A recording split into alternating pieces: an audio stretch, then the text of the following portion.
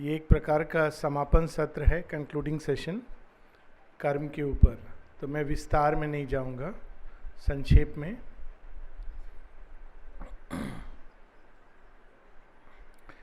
हम लोग ऑर्डिनरीली कहते हैं कि इसने ये काम किया, उसने वो काम किया, किंतु कर्म होता क्या है और इसका महत्व क्या है। श्री अरविंद को एक साधक ने एक पत्र लिखा कि मैं आश्रम आना चाहता हूँ ताकि माँ मुझे कोई मंत्र दीक्षा दे। I request you, I want to come to the ashram so that the mother can give me a mantra. तो श्री अरविंद ने रिप्लाई दिया, mother does not give Mantra, she gives work. मंत्र दीक्षा नहीं, कर्म दीक्षा देती है माँ। ये बहुत ही अद्भुत। और श्री अरविंद बताते हैं इसी बात को कि works are the direct entry. अगर श्री अरविंद के योग में प्रवेश लेने का जो सबसे सीधा रास्ता और विशाल रास्ता, वो कर्म का रास्ता है।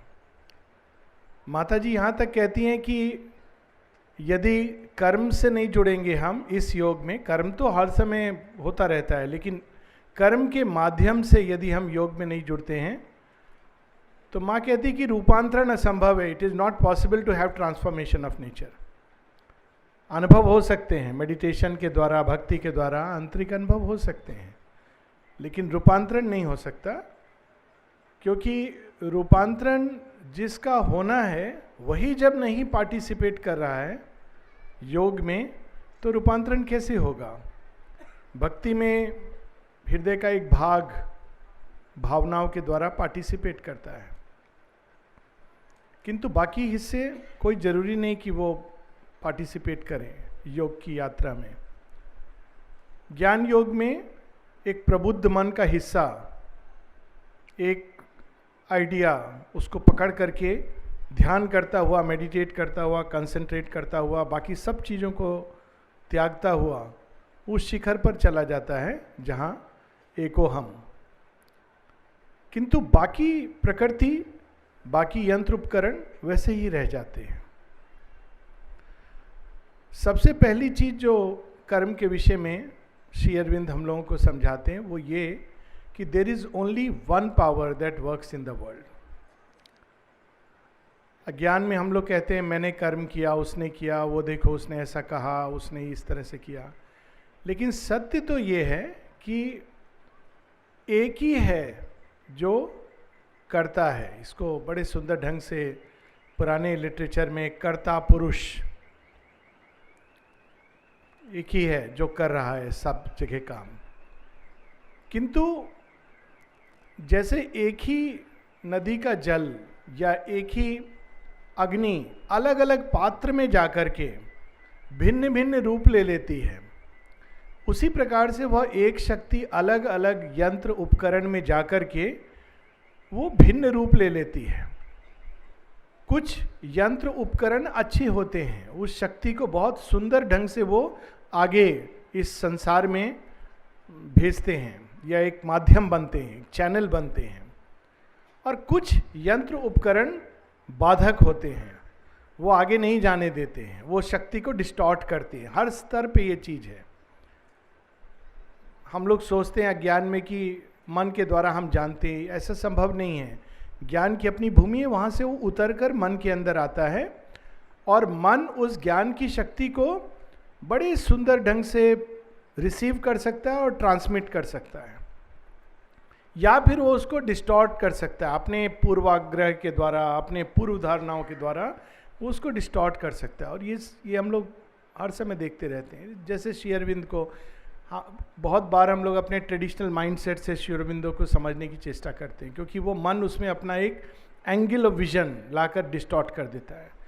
उसी तरह से हमारा प्राण, वो अपने प्रेफरेंसेस के द्वारा वो भगवान की सीधी शक्ति को, सीधे कर्म को डिस्टॉर्ट कर देता है। और अगर वो एकदम क्लियर रहे, माता जी कहती हैं दो चीज़ें जरूरी हैं, इक्वेनिमिटी, समभाव में रहे, और दूसरा ऋजुता, तो वो बहुत ही सुंदर माध्यम बनता है वो यंत्र उपकरण। तो पहली चीज जो श्री अरविंद हम लोगों को बताते हैं कर्म के विषय में वो है यंत्र और उपकरण को जानना।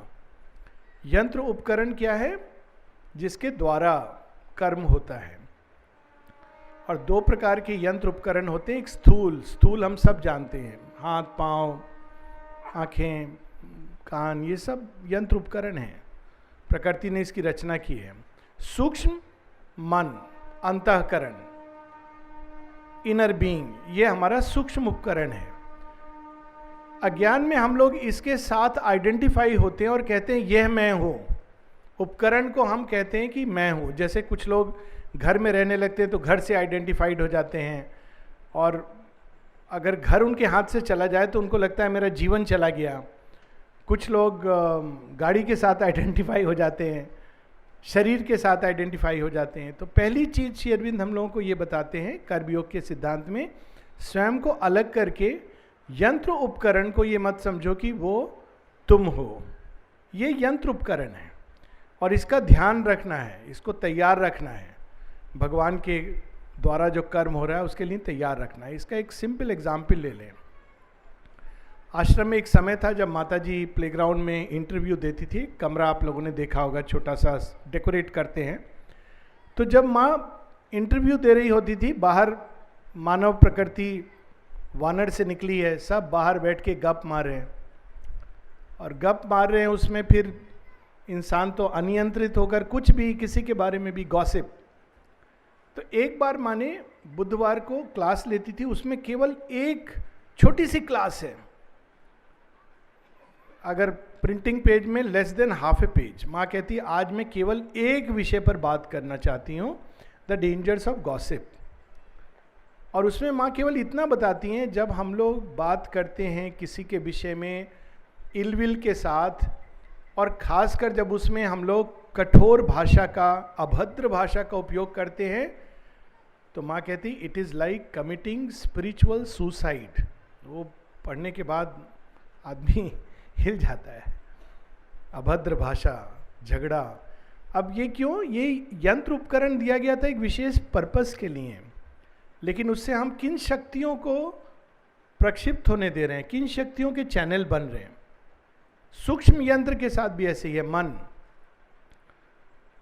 बहुत बार हम लोग जाने अनजाने अपने विषय में भी औरों के विषय में भी बहुधा unconsciously, unfortunately sometimes consciously ill will के यंत्र बन जाते हैं। माँ एक बार बीमारी के विषय में बताती हैं कि माई चाइल्ड, वो कहते हैं मैं क्यों बीमार पड़ा है, ऐसे क्यों बीमार हो गया। माँ कहती है संसार में बहुत इलविल है, तो किसी व्यक्ति के अगर पास से गुजर जाओगे जिसके अंदर में इलविल है, एक दुर्भावना बहुत लोग अंदर में कैरी करते हैं, विष के समान, जेलसी, ये इनर इंस्ट्रूमेंट के द्वारा खेल चल रहा है। बाहर से कुछ नहीं कह रहा है व्यक्ति, बहुत अच्छी अच्छी बात कह रहा है, आइए आपका बहुत आदर सत्कार है, बैठिए, मुझे बहुत अच्छा लगा आपसे मिलके। अंदर अंदर सोच रहा है उसका कार कितना अच्छा है, मेरे पास क्यों नहीं है।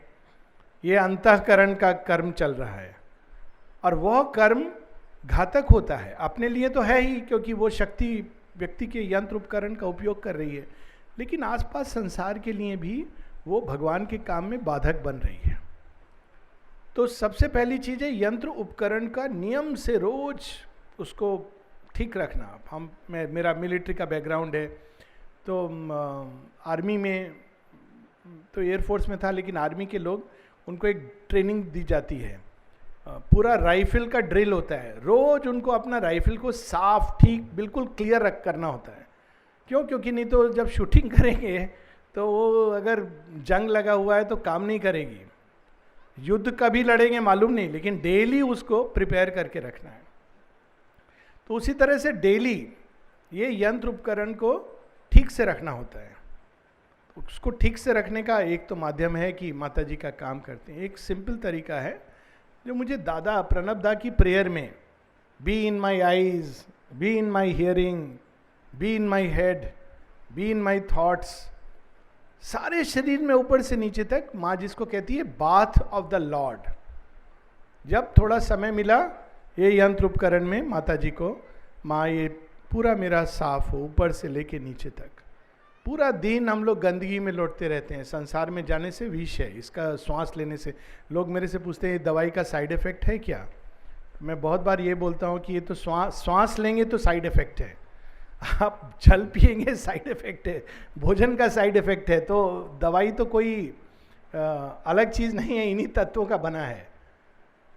यहीं पर श्री अरविंद के योग में एक नई चीज आती है कि ये जो हमारे यंत्र उपकरण हैं अभी तक, ये हायर चेतना, उच्च प्रकृति, परा प्रकृति, उसको रिसीव करने और ट्रांसमिट करने के योग्य नहीं है। ये एक बहुत बड़ा चैलेंज है इस योग का। ये कह देना बहुत आसान है कि माता जी के हम यंत्र बनना चाहते हैं, और उससे भी ज़्यादा डेंजरस और खतरनाक कि मैं माता जी का यंत्र हूँ। माता जी का यंत्र, किसी ने एक बार माँ से कहा कि माँ मैं चंपक लाल जी जैसा बनना चाहता हूँ। माँ ने कहा ओ सच में? पूछो उससे, आसान नहीं है। कैसे मैंने ट्रेन किया है, एक कुर्सी को उठा करके थोड़ा जोर से अगर रख दिया या खींचा और आवाज हुआ तो माँ कहती थी नॉट दिस वे। बिल्कुल वो ट्रेनिंग दी उन्होंने, छोटा छोटा चीज को। वो यंत्र उपकरण इतना अच्छा हो जाता है, कॉन्शियस हो जाता है। अभी तो अनकॉन्शियस है ये यंत्र उपकरण, क्योंकि लोअर नेचर काम करता है, अनकॉन्शियसली करता रहता है। और जैसे जैसे ये हायर नेचर काम करने लगता है वैसे वैसे ये बड़े कॉन्शियस हो जाते हैं। आँख और हाथ का समन्वय। चंद्रदीप जी थे आश्रम में, जब लेटर्स देने का उनको काम था, वो लेटर पकड़ते थे, उनको पता चल जाता था ये किसके लिए है, तो सीधा उसमें डाल दे, देखने का जरूरत नहीं पड़ता था।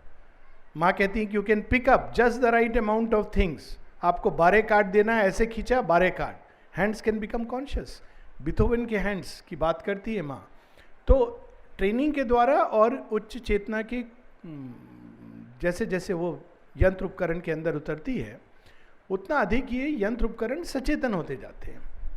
वाणी में, विचार में अपने आप मालूम पड़ जाता है कि ये विचार डेविएट कर रहा है, ये ट्रुथ की तरफ नहीं जा रहा है, ये बिल्कुल ठीक दिशा में जा रहा है। ये पूरा एक यंत्र उपकरण का योग है, और बिना इसी का तो अल्टीमेट ट्रांसफॉर्मेशन है। अगर इसका ट्रांसफॉर्मेशन नहीं होगा तो इनर बीइंग हमारा कितना अच्छा है, it is not enough. Divine Divya जीवन नहीं आधारित हो सकता है केवल अच्छी भावनाओं पर। ये उपकरण और ये अभी केवल लोअर नेचर की forces, jealousy, anger, desire, ambition, इसको इजीली रिस्पॉन्ड करता है। क्रोध, और लोग बोलते हैं कि इट इज नेचुरल। नेचुरल है क्योंकि इंस्ट्रूमेंट ट्यून्ड है क्रोध के प्रति, और इसमें अगर शांति उतारनी हो तो रेस्टलेस होने लगता है ये इंस्ट्रूमेंट, क्योंकि ये रेडी नहीं है। तो सबसे पहली चीज़ है ये समझना कि हम यंत्र नहीं है, उससे अलग होकर यंत्र को डेली इसका देखभाल करना, सचेतन रूप से कार्य करना, माता जी को निवेदित करना, और वो यंत्र धीरे धीरे तैयार होता है। ठीक है, ये तो यंत्र है। तो कर्म कौन कर रहा है? तो यहाँ श्री अरविंद अगेन बताते हैं, दूसरी गलती हम लोग ये सोचते हैं, we think I am not the instrument but I am the worker. कहते you are not the worker, nature is the worker. प्रकृति कर रही है, और यदि प्रकृति रिफ्यूज कर दे तो कोई काम व्यक्ति नहीं कर सकता है। तो अब जब नेचर इज द वर्कर, तो हम लोग देखते हैं नेचर में बहुत तरह की ऊर्जाएं हैं। जैसे पुराने टाइम पे कोयला इंजन होता था, वो भी आगे जाता था एक स्टेशन से दूसरा स्टेशन, फिर स्टीम इंजन आया, फिर डीजल आया, फिर इलेक्ट्रिकल इंजन आया, फिर सोलर इंजन आएगा भविष्य में कभी, ऑलरेडी इस पर काम चल रहा है। तो इंजन मॉडिफाई होता है और नया प्रकार का ऊर्जा, कोयला इंजन में बहुत धुआं निकलता था, तो उसी प्रकार से 3 प्रकार के मुख्य ऊर्जा हम लोग जानते हैं अभी तक। और भी हायर ऊर्जाएं हैं, लेकिन पहले 3 प्रकार के। एक है तामसिक। तामसिक ऊर्जा धीरे धीरे धीरे ले जाती है। हर चीज़ हम करते हैं मैकेनिकली करते हैं। माता जी का काम भी मैकेनिकली, अंदर में चल रहा है, दुखी मन है लेकिन काम कर रहे हैं, करना है, ये हमारा रोज का काम है। तो ये तमस के द्वारा किया हुआ काम है। इसमें जो ऊर्जा है प्रकृति की अच्छी ऊर्जा नहीं है, मैकेनिकली कर रहे हैं, और उसमें अंदर में विमूढ़ता पैदा होती है। दूसरा है रजोगुण की ऊर्जा। रजोगुण की ऊर्जा बहुत एक्साइटमेंट लाती है, माँ कहती है we should be very careful, बहुत डिसेप्टिव चीज है। एक जगह यहाँ तक कहती है कि डिवाइन वर्क में भी you have to be disinterested. नहीं तो रजोगुण में अगर हम काम करते हैं तो बहुत कुछ, हालांकि अच्छी भावना से कर सकते हैं, ऐसा नहीं है माता जी का काम, लेकिन उसमें बहुत बार हम लोग भगवान के काम में ही कठिनाई कर देते हैं भगवान का नाम लेकर, क्योंकि रजोगुण से कर रहे हैं। रजोगुण में क्या होता है, मेरा, मैं, ये बहुत प्रधान होता है। मेरा कुर्सी, मेरा पोजीशन, मैं हूं, मैं कंट्रोल करूंगा, मैं लीडर हूं, सब मेरी बात सुनें, ये रजोगुण का स्वभाव है। और वो काम को एक झटके में आगे ले जाएगा, लेकिन फिर वो कोई लास्टिंग चीज नहीं है, एंड्योर नहीं कर पाता, या वो एकदम विकृत अवस्था में लेकर देता है चीज़ों को। तो we have to be very careful कि अगर रजोगुण की ऊर्जा से काम कर रहे हैं, और अगर रजोगुण है तो उसको शांत स्थिर करना है, ये बहुत इंपॉर्टेंट है। इसीलिए माँ कहती हैं vital must not be restless. Restlessness से अगर हम काम में एंगेज करते हैं तो कोई मौलिक चीज़ ठीक नहीं है उसको। माँ का काम, माता जी बहुत सुंदर ढंग से कहती हैं कि in peace and silence the eternal manifest, allow nothing to disturb you and the eternal will manifest. माता जी का काम, जितना हम शांत होते हैं, जितना स्थिर होते हैं, जितना अंदर नीरव होते हैं, जितना अधिक अनासक्त होते हैं, काम से भी आसक्ति, जितना अधिक अनासक्त होते हैं, डिसइंटरेस्टेड, माता जी की प्रेयर है, जितना अधिक हम समभाव में उठते हैं, उतना अधिक माता जी का काम सुंदर ढंग से होता है, हार्मोनियसली होता है। नहीं तो हम सब अपने अपने ईगो को ला करके लड़ने लगते हैं। और वो जो स्टोरी है, माता जी इसको कोट भी करती है एजेंडा में, कहती है इन रिवर्स। एक स्टोरी है बाइबल में कि कुछ लोगों को काम दिया गया, भगवान ने दिया कि जमीन से एक स्वर्ग तक आरोहण करने के लिए सीढ़ी बनाओ, टावर बनाओ, लोग चढ़ करके स्वर्ग चले जाए सीधा डायरेक्ट। तो सब लोग बड़े खुशी खुशी एंथुजियाज्म में करने लगे। तो शुरू में बेस बना रहे, अरे भगवान का काम कर रहे हैं हम लोग, ले जा रहे हैं स्वर्ग के लिए सीढ़ी बना रहे हैं। धीरे धीरे करके डेविल ने सोचा, शैतान ने, ये तो प्रॉब्लम हो जाएगा, सब मेरा राज्य छोड़कर वहाँ चले जाएंगे। तो उसने कहा एक चीज़ है जिससे मैं सब के अंदर प्रॉब्लम क्रिएट कर सकता हूँ। तो क्या है, बोला स्पीच। जो वाणी है माध्यम है वास्तव में हार्मनी लाने का, लेकिन वाणी इतना इंस्ट्रूमेंट बन गया है डिवीजन लाने का। तो उसने ऐसा कुछ किया कि एक व्यक्ति जब कुछ कहता था तो दूसरा कुछ और समझता था, और जब दूसरा उसका उत्तर देता था तो तीसरा और भी कुछ समझता था। कंफ्यूजन शुरू हो गया, कौन क्या कह रहा है दूसरा समझ ही नहीं पा रहा है। वहीं से एक शब्द आया है, इसको बोलते हैं टावर ऑफ बैबिल। और शब्द आया बच्चा लोग की वाणी को इंग्लिश में, जब बच्चे लोग तोतली भाषा में बोलते हैं समझ नहीं आता है तो उसको बोलते हैं बैबिल। बैबिल क्या बोल रहे हैं समझ नहीं आ रहा है। तो वही उसने किया, और आज भी यही करता है वो। एक दूसरा में कन्फ्लिक्ट, अंडरस्टैंडिंग नहीं होगी, कन्फ्यूजन होगा। क्यों? क्योंकि उसमें शांति नहीं है उस काम में। माता जी का काम सदैव शांति में, हार्मनी में, ब्यूटी में, जॉय में होता है। ये अपने आप आना चाहिए। जहाँ माँ का काम हो रहा है ये सब चीज़ अपने आप आनी चाहिए, और अगर ये नहीं है तो कहीं पर कोई चीज़ ठीक नहीं है और उसको करेक्ट करनी है। तीसरा, सत्य गुण। सत्य गुण क्या करता है, काम इस तरह से, इस विधि से, वैसे इस विधान से होगा, उसमें वो भगवान को भी ले आता है। आप देखिए, आप आश्रम अनुभव होगा आपको, आप जाना चाहते हैं अंदर में, रात को 9 बजे पहुँचे हैं, अभी गेस्ट हाउस से पास लेना भूल गए और फुल पैंट पहन के पहुँच गए कि हमको तो समाधि जाना है। वहाँ कोई खड़ा होगा, आपसे पूछेगा गेट पास, आप बोलेंगे सॉरी गेट पास तो हम लिए नहीं, अभी अभी आए, लेकिन हमको समाधि जाने का बहुत इच्छा है। तो आपको सुनने को मिलेगा no, not allowed, bring the pass. ये सत्य गुण से बंधना हुआ, गलत नहीं कर रहा है लेकिन बंधन में, ये भी अज्ञान है, दृष्टि नहीं है। यही काम पहले एक बार जय विजय ने किया था। जब पहले तो लक्ष्मी जी आ रही थी उनको भी रोक दिया था, बाद में जब भृगु ऋषि या one of the angry rishis उनको रोक दिया, आइडेंटिटी कार्ड पूछा। तो बोले मेरे से आइडेंटिटी पूछते हो, ठीक है, जानते नहीं मैं उड़ीसा में कितना काम करता हूं भगवान का?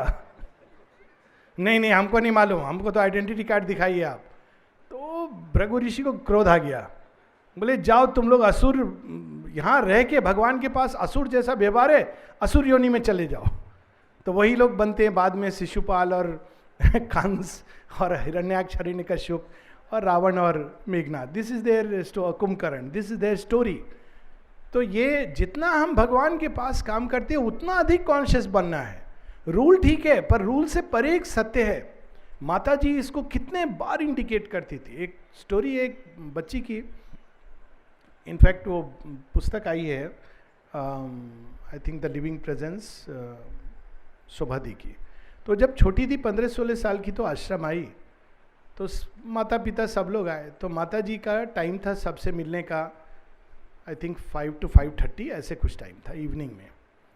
तो ये बच्ची पहला बार आई, समुद्र देखा, तो खेलूंगी, ये लूंगी, वो लूंगी। अब सब लोग कह रहे चलो चलो आश्रम, माता जी का दर्शन करना है। नहीं नहीं नहीं, मेरे को मन लग रहा है यहाँ पर। तो करते करते देर हो गया, 7 बज गया। तो जब 7 बज गया, ये लोग फिर जबरदस्ती खींच के लेके गए कि अभी सूरज ढल रहा है। उनको मालूम नहीं आश्रम में कितना डिसिप्लिन है। तो जब लेके गए तो उनको नलिनी ने कहा कि no no no, it is over, come tomorrow. Nalini इतने बड़े योगी हैं, साधारण नहीं, कम टुमारो। अब वो तो बड़े दुखी हुए, उनका रोना छूट रहा है। चंपक लाल जी ने भी बोला no no mother, you think she will wait for you, she is gone. ऐसे बोल के जा रहे हैं, suddenly mother again calls Champak Lal and tells him call that girl. अब ये नियम भगवान नियम के परे हैं। पूरा परिवार जाता है, माँ पूरा टाइम, पूरा प्यार, एक बार नहीं पूछती है माँ कि तुम भटक गई, तुम यहां पर आई हो, मालूम नहीं है तुमको क्या वैल्यू है, तुम वहां पर जाकर के खेल रही थी, मैं वेट कर रही थी, जगत जननी, कुछ भी नहीं, nothing. She just pores love. तो सत्य चेतना के परे भी एक और चेतना है, और उस चेतना को हम तभी धारण कर सकते हैं जब बहुत रिजुता हो, where only divine will counts, not even ideas about divine will. और ये कठिनाई आती थी आश्रम के संबंध में। बेकरी बंद करके 5 बजे चले गए, कोई माँ ने कहा I need some bread, go and get it. तो वो जा कर के सज्जन ने कहा माँ को ब्रेड चाहिए, no no 5 o'clock time is over. तो उसने कहा माँ ने बोला है ब्रेड चाहिए, गेट ए चिट। आप कल्पना कर सकते हैं, गेट ए चिट। माता जी के पास जाके माँ कहती है ये क्या ट्रेनिंग है। तो ये जैसे जैसे हम ऊपर उठते हैं वैसे वैसे उच्चतर चेतना कार्य करती है। जब तक हम ये त्रिगुणात्मक प्रकृति के बंधन में, ये गीता में है ये सारी चीज, श्री अरविंद भी इसको विस्तार में बताते हैं, तब तक हम वास्तव में भगवान का काम नहीं कर पाएंगे। ऑफ कोर्स सत्य गुण is better than rajas, rajas is better than tamas, but in तीनों के परे हम we have to rise beyond them. तीसरी चीज जो श्री अरविंद बताते हैं कि ये दोनों पार्ट हो गया, यंत्र, उपकरण, वर्कर, और तीसरी और फाइनल चीज, हु इज द मास्टर। हम ये काम किसके लिए कर रहे हैं?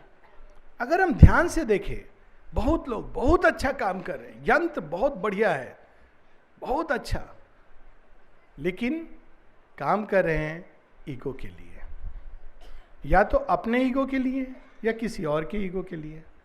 माता जी इसका बड़ा सुंदर एक सूत्र देती हैं, my child, we are not here to please ourselves और others, we are here to please the divine. ये बहुत कठिन स्टेप है, टू रिकॉग्नाइज द मास्टर। कौन है मास्टर? हम माँ को, श्री अरविंद को एक सीमित रूप में देख सकते हैं, और माँ श्री अरविंद को एक विशाल, बहुत सुंदर, एक कबीरदास जी का दोहा है और उसमें व्यापक दर्शन है। कबीरदास जी से किसी ने पूछा, राम की पूजा, राम आप कहते हो राम नाम मंत्र है, कौन है राम? अवतार दशरथ के बेटे, उनको आप भगवान क्यों मानते हो?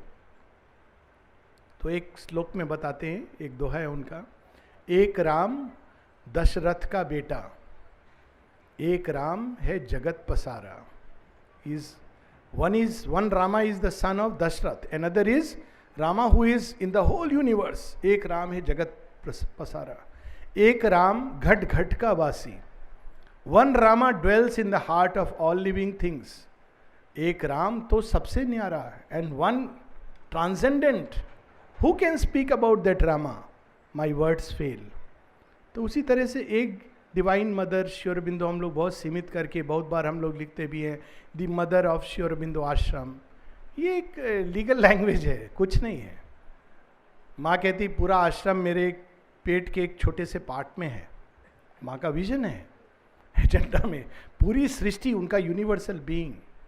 कहाँ नहीं है वो. जब वैसे देखते हैं तो पूरा जीवन बदलने लगता है. घट घट की वासी है. She dwells in the heart of every creature, every atom. हमारे डीलिंग्स, हमारे सारे संसार से संबंध बदल जाते हैं. मास्टर कहाँ नहीं है, कहाँ नहीं है माँ. और एक माँ ऐसी है जिनका वर्णन कोई नहीं कर सकता. वाणी वहाँ रुक जाती है, यंत्र उपकरण फेल हो जाते हैं और बस उसमें हम लोग आनंदित हो सकते हैं. She is the master. जब हम उनके लिए कार्य करते हैं तो फिर ईगो का स्थान नहीं होता. ये दो एक साथ नहीं चलते हैं. श्री अरविंद बड़े स्पष्ट रूप में, माता जी भी क्लियरली कहते, this is the courage required, true heroism, कि ये ईगो सेंस हमारे अंदर से जाए. किसी प्रकार का व्यक्तिगत कि मुझे इसका लोग अप्रिशिएट करेंगे, लोग मुझे ऐसा समझेंगे, वैसा समझेंगे, इससे मुझे ये लाभ होगा, वो लाभ होगा. None of these things. Mother service means mother knows.